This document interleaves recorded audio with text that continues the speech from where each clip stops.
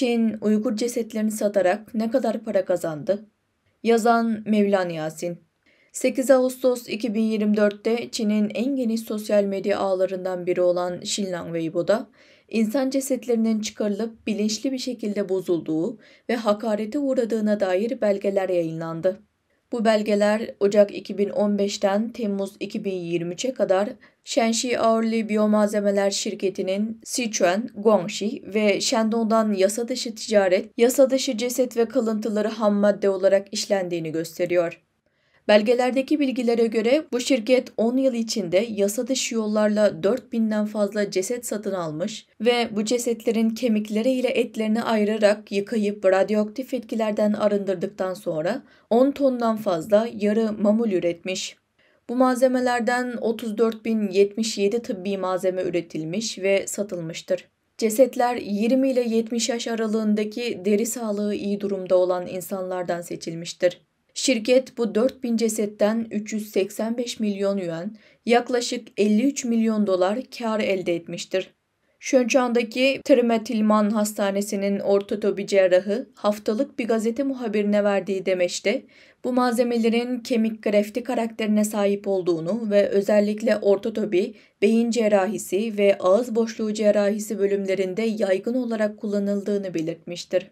Bu malzemeler kemik iliği iyileşmesi, omurga füzyonu ve kemik boşluğunun doldurulması gibi ameliyatlarda sıklıkla tercih edilmektedir.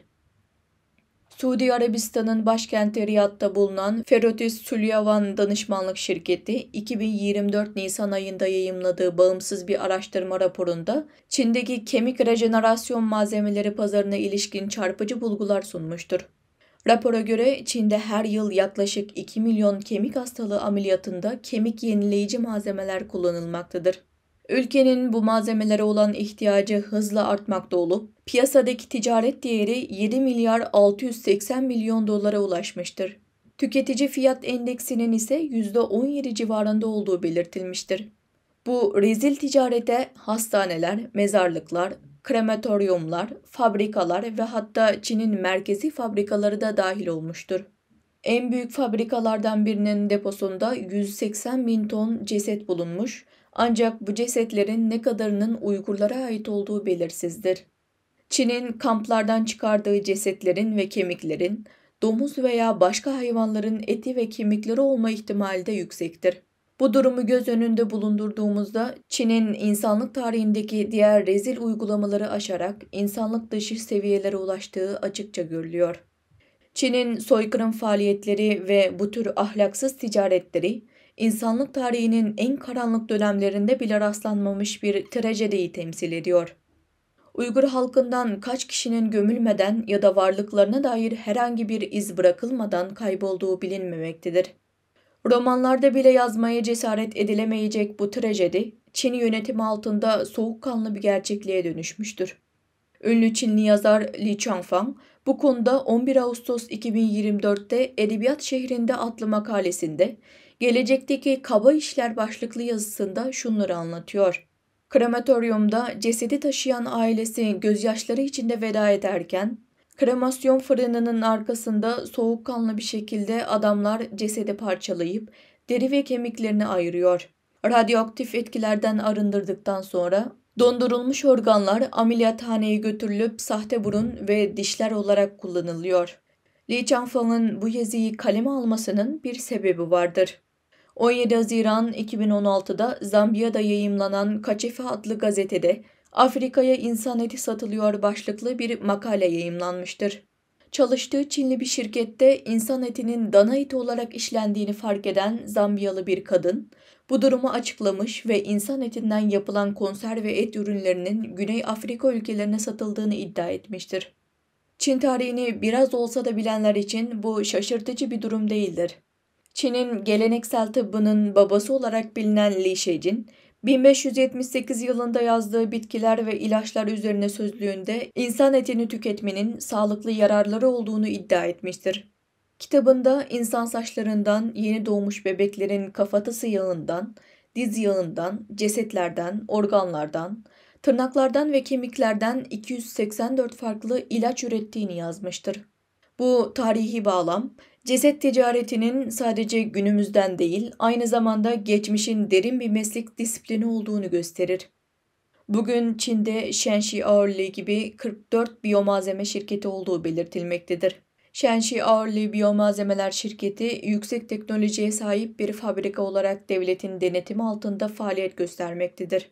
11 Ağustos 2024 tarihinde Çin medyasında devletin örnek memurlarından biri olarak tanıtılan Li Baoxim, bu ceset ticaretinin baş aktörü olarak karşımıza çıkmıştır. Çin'in Uygurlara yönelik soykırımı 2016 sonrası hız kazanmış ve Uygur halkının nüfusunda büyük bir azalma olmuştur. 2016'da El Cezire'de Mehdi Hasan rehberliğinde Nuri Türkel ve Gauze arasında gerçekleşen bir sohbette, Çin'in uyguladığı ağır soykırımlar sonucunda 5 milyondan fazla Uygur'un hayatını kaybettiği dile getirildi. Bir yıl öncesinde Çin'in açıkladığı Uygur nüfusu 12 milyon 600 bindi. Yani Uygur nüfusu 6-7 milyon civarına düşmüş durumda. Gauze Pekin merkezli Çin ve Küreselleşme Merkezi'nin başkan yardımcısı olan bir avukat olarak bu bilgileri paylaştı. Bu veriler en az 5 milyon Uygur'un kaybolduğunu göstermektedir. Şirketlerin Uygur cesetlerinden elde ettiği kazancı göz önüne aldığımızda, Shenxi Ağırlığı'nın her bir cesetten ortalama 100 bin yuan kar elde ettiği düşünülmektedir. Çin'in resmi organ fiyatlandırmasına göre bir ceset 3 milyon 624 bin 8 yuan olarak değerlendirilir. Ayrıca Uygur kızlarının saçlarının da ticarete konu edildiği bilinmektedir. Bu verilere dayanarak Çin bir Uygur cesedinden ve arda kalan mal varlığından ortalama 5 milyon yuan kazanç sağlamaktadır. 200 bin Uygur cesedinden elde edilen toplam kar yaklaşık 1 trilyon yuan yani 143 milyar dolardır. Bu miktar Tacikistan'ın yıllık gayri safi yurtiçi hasılasının 15 katı, Hollanda'nın %15'ine, İtalya'nın %7'sine, Rusya'nın %7'sine, Suudi Arabistan'ın ise %28'ine eşdeğerdir. Geçen yüzyıl boyunca Uygurlar bir millet olarak pek çok soykırıma uğradı. Ancak bu trajediler dünya tarafından çoğunlukla göz ardı edildi. Uygurlar hayatları boyunca adaletsizliklerin hedefi oldu. Diz çöktü, başları eğildi. Ancak zulüm hiç kesilmedi. Tarihlerindeki bu trajediler her defasında tekrarlandı ve her seferinde unutuldu. Uygurlar acılarını kendi elleriyle büyüttü. Şimdi ise şikayet edecek bir yerleri kalmadı.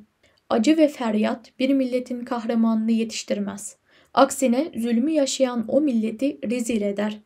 Bugün Uygurlar kendi elleriyle kendilerini daha da zor duruma sokmakta. Ölen Uygurların baş derisi, kemikleri, organları Çinlilerin ya da başka ülkelerdeki insanların bedenlerinde trajik bir gerçeğe dönüşüyor. Uygurlar yok olma girdabına düşmüş olsa da yurt dışındaki Uygurların çoğu bunu umursamıyor. Bugün Uygur tarihi trajedinin merkezinde yer alıyor. Çinli filozof Laozi'nin dediği gibi acıya doymayan insana acıma. Uygurlar acıya doyamadı. Dünyada iki tür insan vardır. Biri yaşamak için acele eder, diğeri ise ölmek için. Peki Uygurlar hangisi için acele ediyor?